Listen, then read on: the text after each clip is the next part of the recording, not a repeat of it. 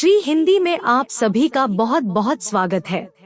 Thyroid रोग के कारण, लक्षण, निदान और इलाज। थायराइड रोग एक चिकित्सा स्थिति के लिए एक सामान्य शब्द है जो आपके थायराइड को सही मात्रा में हार्मोन बनाने से रोकता है। आमतौर पर थायराइड हार्मोन बनाता है जिससे आपका शरीर सामान्य रूप से कार्य करता रहता है। थायराइड रोग दो तरह के हो सकते हैं, एक हाइपरथायराइडिज्म और दूसरा हाइपोथायराइडिज्म। जब थायराइड बहुत अधिक थायराइड हार्मोन बनाता है तो उसे हाइपरथायराइडिज्म कहा जाता है। इस स्थिति में आपका शरीर बहुत जल्दी ऊर्जा का उपयोग करता है। ऊर्जा का बहुत तेजी से उपयोग आपको काफी थका देता है और साथ ही यह आपके दिल की धड़कन को तेज कर सकता है। बिना प्रयास किए आपका वजन कम कर सकता है और यहाँ तक कि आपको परेशान भी कर सकता है। थायराइड रोग का दूसरा पहलू यह है कि आपका थायराइड बहुत कम थायराइड हार्मोन बनाता है, जिसे हाइपोथायराइडिज्म कहा जाता है। जब आपके शरीर में थायराइड हार्मोन की मात्रा बहुत कम हो जाती है तो यह आपको थका हुआ महसूस करा सकता है, आपका वजन बढ़ सकता है और आप ठंडे तापमान को सहन करने में भी असमर्थ हो सकते हैं। थायराइड रोग किस कारण होता है? थायराइड रोग के दो मुख्य प्रकार हाइपोथायराइडिज्म और हाइपरथायराइडिज्म हैं।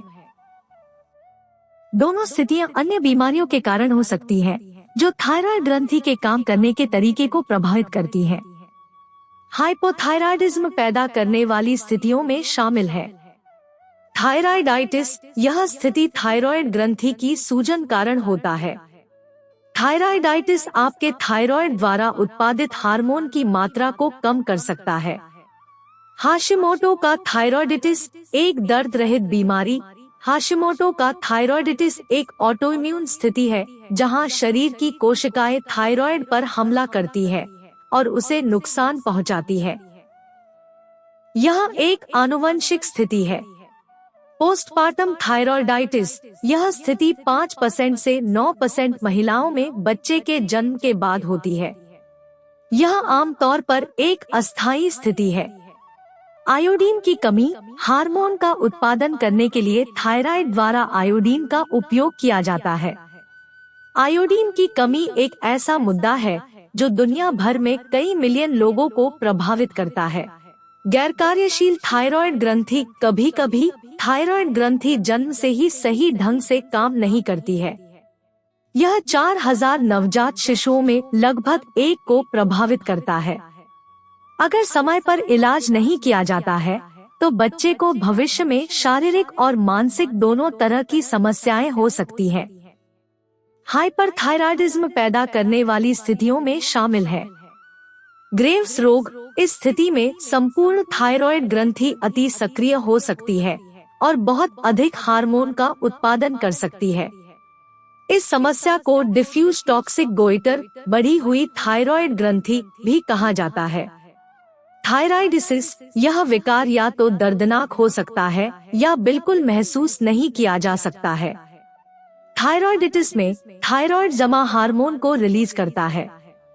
यह कुछ हफ्तों या महीनों तक चल सकता है। अत्यधिक आयोडीन, जब आपके शरीर में बहुत अधिक आयोडीन खनिज जो थायराइड हार्मोन बनाने के लिए उपयोग किया जाता है होता है तो थायराइड आवश्यकता से अधिक थायराइड हार्मोन बनाता है, जिस वजह से हाइपरथायराइडिज्म की स्थिति उत्पन्न हो जाती है। थायराइड रोग के सामान्य लक्षण क्या हो सकते हैं? यदि आपको थायराइड की बीमारी है तो आप कई तरह के लक्षणों का अनुभव कर सकते हैं। दुर्भाग्य से थायराइड स्थिति के लक्षण अक्सर अन्य चिकित्सा स्थितियों और जीवन के चरणों के संकेतों के समान होते हैं। इससे यह जानना मुश्किल हो सकता है कि आपके लक्षण थायराइड की समस्या से संबंधित है कुछ और। अधिकांश भाग के लिए थायराइड रोग के लक्षणों को 2 समूहों में विभाजित किया जा सकता है।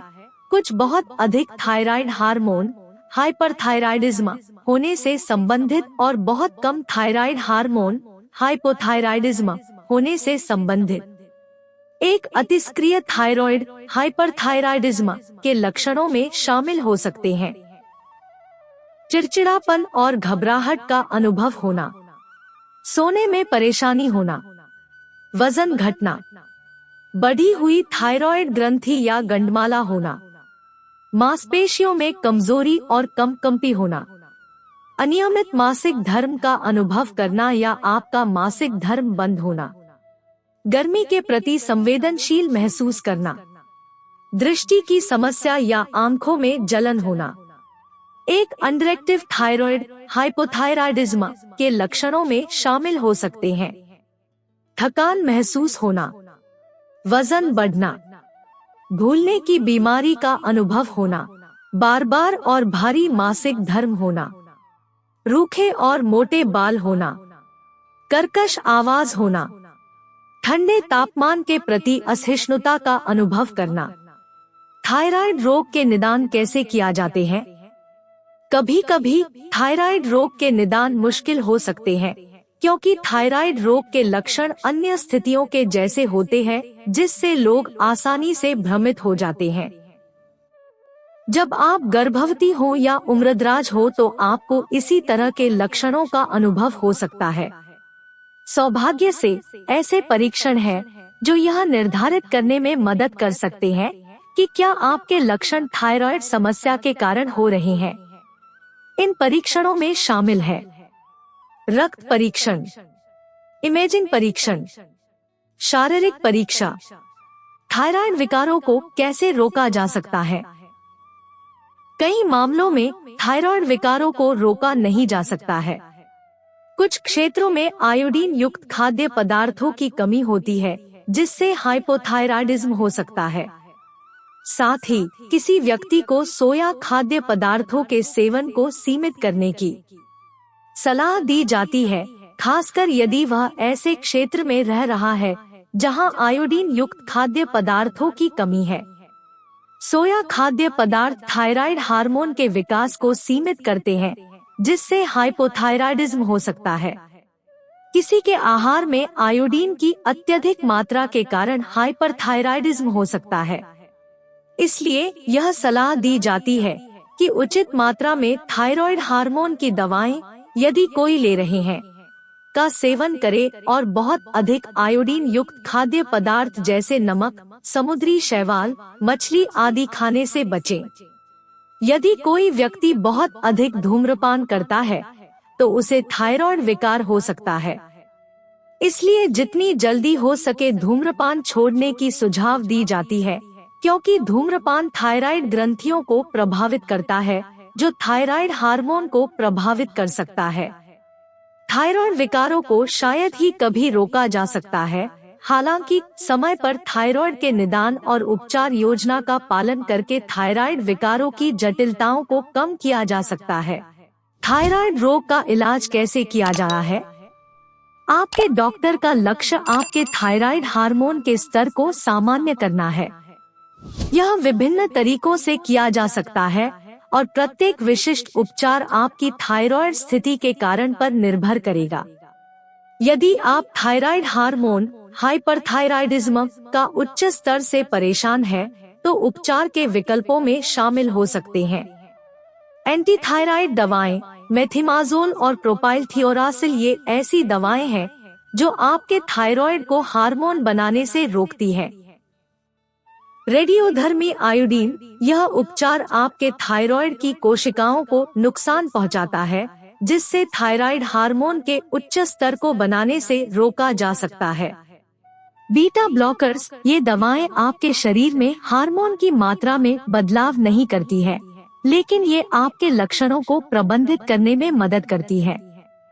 सर्जरी, उपचार का एक अधिक स्थायी रूप, आपका डॉक्टर आपके थायराइडेक्टोमी को शल्य चिकित्सा से हटा सकता है।